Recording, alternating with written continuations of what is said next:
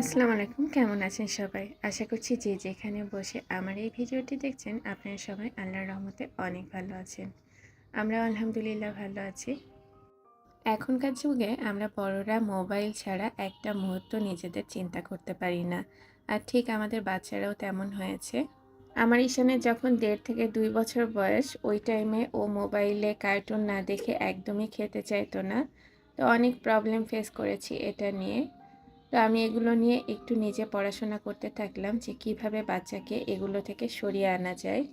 এখানে যেহেতু এন্টারটেইনমেন্টের সেরকম কোনো ব্যবস্থা আমরা করতে পারিনি, তো সেজন্যই হচ্ছে সারাক্ষণ ওকে বাসায় থাকতে হয়।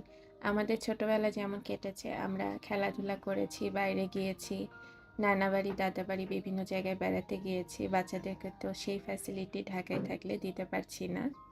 ১.৫-২ বছর বয়স থেকেই ওকে বিভিন্ন ধরনের ছবির বইগুলো কিনে দিতাম। আর ওই ছবিগুলো দেখে একটু, একটু করে ও কিন্তু কথা বলাও শিখে গেছে। এটা কি, ওটা কি? আমরা ওকে শিখাতাম। ও দেখতাম যে জিজ্ঞেস করত।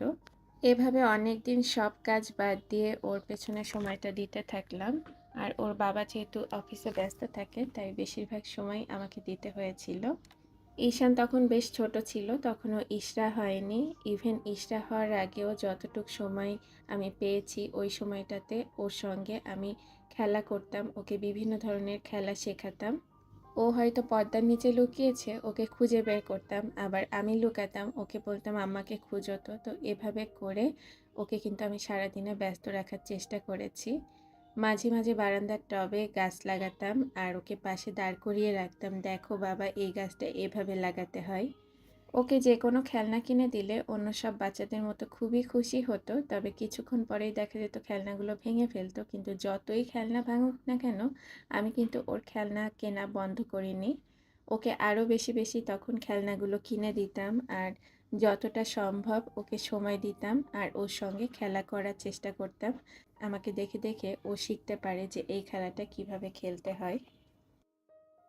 আর বাচ্চাদের সঙ্গে প্রচুর পরিমাণে কথা বলার চেষ্টা করতে হয় বাবা মায়ের এবং আশেপাশে যারা থাকে তাদের, তাহলে দেখবেন বাচ্চারা খুব দ্রুত কথা শিখে যায়।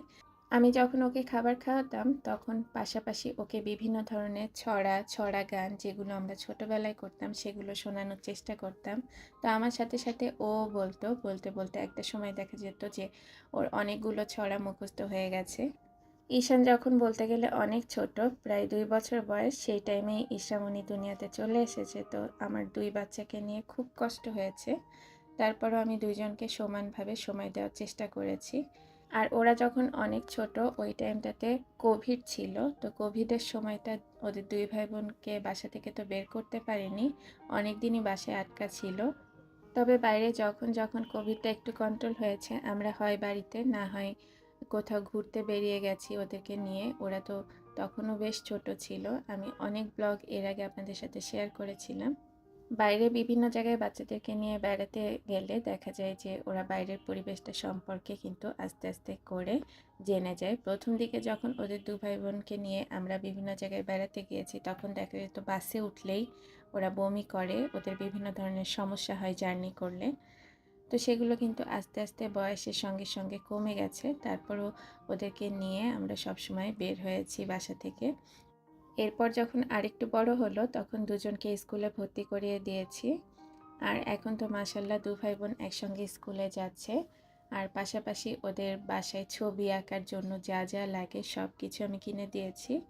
স্কুলে তো ড্রয়িং ক্লাস একদিনে হয়, কিন্তু বাসায় আমি ওদেরকে প্রতিদিন ড্রয়িং করতে দেই।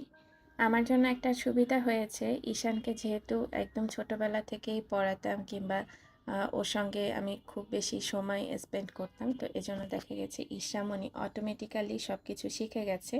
ও যখন দেখেছে ওর ভাইয়াকে এটা শেখাচ্ছি ওইটা শেখাচ্ছি, ও তো একটু ছোট ছিল, তারপরও অনেক বেশি আগ্রহ নিয়ে সেগুলো শিখে ফেলেছে।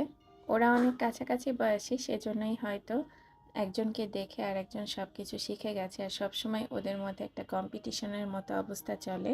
সারাদিনে পড়াশোনার পরে এখন যতটুকু সময় পায় ওরা, তার মধ্যে দেখা যায় ১-২ ঘন্টা ওদেরকে কার্টুন দেখার জন্য দেই। এই তো আপনাদের সাথে কথা বলতে বলতে আজকে রান্নাবান্না সব সেরে নিয়েছি। তো এখন হচ্ছে এই যে কিচেনটা পরিষ্কার করতে চলে আসলাম। এই স্প্রের বোতলটা আমি কিছুদিন আগে কিনেছি আর এই স্প্রের বোতলটা দিয়ে খুব সহজেই কিন্তু আমি কিচেনটা পরিষ্কার করে নিতে পারছি। এর আগে অনেক বোতল আমি ব্যবহার করেছি, কিন্তু ওগুলোতে দেখা গেছে স্প্রে ঠিক মতো হয় না কিংবা কিছুদিন পরই নষ্ট হয়ে গেছে। তবে এই বোতলটা অনেক ভালো হয়েছে। রান্নাবান্না শেষ করার পরে কিচেনের চুলা এবং এর আশেপাশের পরিবেশ পরিষ্কার না করতে পারলে পরে কিন্তু আমার কিচেনে আর আসতে ইচ্ছে করে না। আমি আমার বাচ্চাদের একেবারে ছোটবেলা থেকে অনেক কথাই আপনাদের সাথে শেয়ার করেছি। আজকের ভিডিওটি আপনাদের কাছে যদি একটুও হেল্পফুল মনে হয় তাহলে চ্যানেলটি সাবস্ক্রাইব করে পাশে থাকবেন আর লাইক কমেন্ট করতে একদমই ভুলবেন না। আশা করছি এরকমই নতুন একটা ব্লগ নিয়ে আপনাদের সাথে শেয়ার করার জন্য খুব তাড়াতাড়ি চলে আসব। সবাইকে আল্লাহ হাফেজ জানিয়ে এই পর্যন্তই শেষ করছি।